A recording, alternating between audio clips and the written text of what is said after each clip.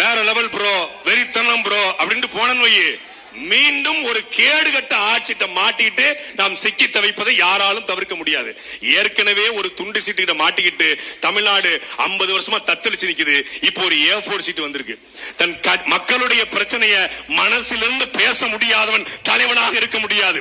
தமிழ்நாடு மட்டுமல்ல, உலகத்தின் அனைத்து பிரச்சனைக்கும் இந்த 15 ஆண்டுகள்ல குரல் கொடுத்த ஒரே தலைவன் சத்தியம் என்று சொல்ல முடியும் எங்க அண்ணன் சீமான். நீ சொல்லு, எந்த பிரச்சனைக்குள்ள?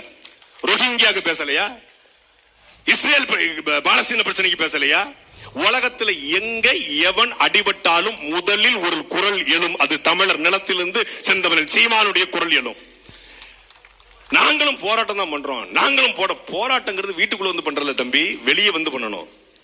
ஒரே ஒரு வழக்கு போட்டாங்க. ஒத்த வழக்குக்கு எடுத்தேன் பாரு ஓட்டம்னு போலீஸ் ட்ரெயினிங்ல கூட யாரும் ஓடணும்னு ஓடி போயிட்டான்.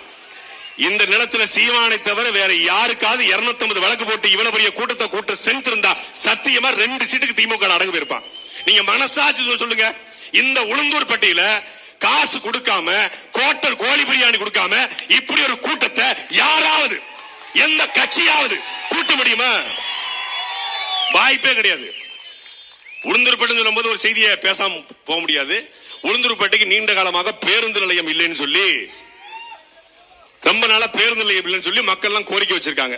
ஏன்னா பேருந்து வந்து வரிசையா வந்து நிக்குது, அதனால மக்கள் ஏறி போறதுக்காக பேருந்து நிலையம் அமைக்கணும். உளுந்தூர்பேட்டை பேருந்து நிலையத்தை சரி பண்ணணும்.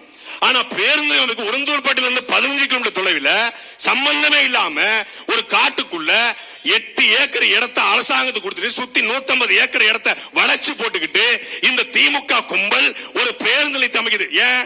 கலைஞர் கருணாநிதி பேருந்து நிலையம் பேர் வச்சுட்டா திமுக குடும்பத்தை ஏமாத்திரலாம்.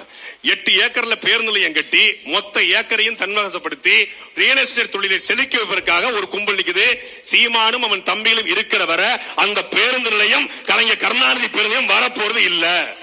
அப்படியே நீ பேர் வச்சாலும் நாங்கள் வந்த பிறகு ஒவ்வொரு பேரும் தமிழர் நிலத்திற்காக போராடிய எங்கள் முன்னோர்களுடைய பெயராக மாற்றப்படும்.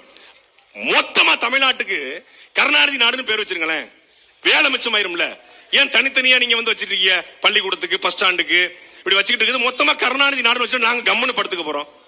அப்ப இது எல்லாத்தையும் மாத்தணும்னா இங்க ஒரு மிகப்பெரிய ஆட்சி மாற்றம் தேவைப்படுது. கூடி நிற்கிற ஒவ்வொருத்தரும் ஒரு 10 பேரை திரட்டி நின்றால் நிச்சயமாக 2026 நாம் தமிழர் கட்சி மிகப்பெரிய அளவிலே அதிகாரத்தை நோக்கி விரையும். அதை நோக்கி நாம் சென்றால் மட்டும்தான் இந்த சாதிவாரி கணக்கெடுப்பும் பட்டியல் வெளியேற்றமும் இந்த பஞ்சமல மீட்பும் சாத்தியமை தவிர அது நடக்கவில்லை என்றால் நாம் கூவிக்கொண்டே